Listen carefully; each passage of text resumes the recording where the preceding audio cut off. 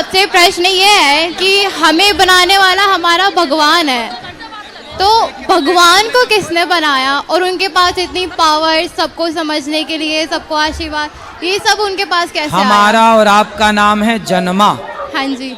भगवान का नाम है अजन्मा। जी हाँ दोस्तों, कैसे हैं? उम्मीद है जो आप अच्छे से होंगे, खैरियत से होंगे। तो आपके लिए एक नेक्स्ट वीडियो लेकर आ चुका हूँ। जी हाँ दोस्तों, आप इस वीडियो में ये देखेंगे जो एक पंडित जी से एक लेडी से सवाल करती है जो हमें बनाने वाला भगवान है, लेकिन भगवान को बनाने वाला कौन है। जी हाँ दोस्तों, तो इस पंडित जी का मूर्खाना जवाब सुनेंगे, किस तरीके का देता है और उस लेडीज को क्या कुछ बताता है। जी हाँ दोस्तों, और साथ ही साथ हम ये भी देखेंगे जो डॉक्टर जाकिर नायक क्या कुछ बताते हैं इसके बारे में, जिसने इंसान को बनाया और इंसान को जिसने बनाया उसको कौन बनाया। जी हाँ दोस्तों, तो आइए हम दोनों की बात सुनेंगे और समझेंगे जो किसके बात में सच्चाई है। तो आइए हम सबसे पहले ये वीडियो देखते हैं। चैनल पर नहीं तो चैनल को जरूर सब्सक्राइब कर लीजिएगा और इस वीडियो को एंड तक देखिए, काफी इंटरेस्टिंग वीडियो है। जी, मेरा आपसे प्रश्न ये है कि हमें बनाने वाला हमारा भगवान है, तो भगवान को किसने बनाया और उनके पास इतनी पावर, सबको समझने के लिए, सबको आशीर्वाद, ये सब उनके पास कैसे आया? हमारा और आपका नाम है जन्मा, हाँ जी।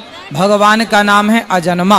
हाँ जी। भगवान सबको बनाते हैं, जी। भगवान को कोई नहीं बनाता, क्योंकि वो भगवान है। कर तुम अकर तुम अन्यथा कर तुम सर्व सामर्थ्य। हाँ जी। भगवान सबको बनाते हैं, भगवान स्वयंभू है, उन्हें कोई नहीं बनाता। ठीक है, भगवान सबके माता पिता हैं। हाँ जी। भगवान के कोई माता, भगवान का नाम है अजन्मा। जब जन्म होगा तो कोई मरेगा, पर जिसका जन्म ही नहीं होता वो अजन्मा है। हाँ जी। According to Islam, it is said that God has created human beings who would worship Him. But what is the reason behind creating human beings, even though He had so many worshippers in the form of angels? हमारे हिंदू भाई ने बहुत अच्छा सवाल पूछा है। उसने कहा कि खुदा ने इंसान को बनाया है ताकि वो खुदा की इबादत कर सके।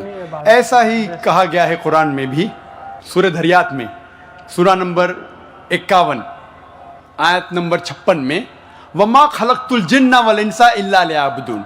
अल्लाह ताला फरमाते कि हमने जिन और इंसानों को बनाया है सिर्फ अल्लाह की इबादत के लिए।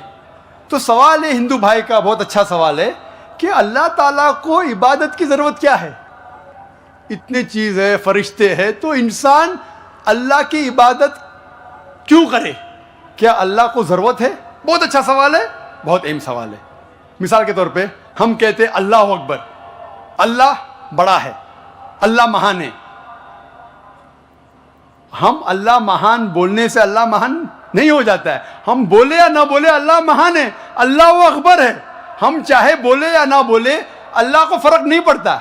अगर हम नहीं कहेंगे अल्लाह अकबर तो क्या अल्लाह नीचे हो जाएगा, अल्लाह कम हो जाएगा? नहीं। क्यों हम कहते हैं कि अल्लाह महान है?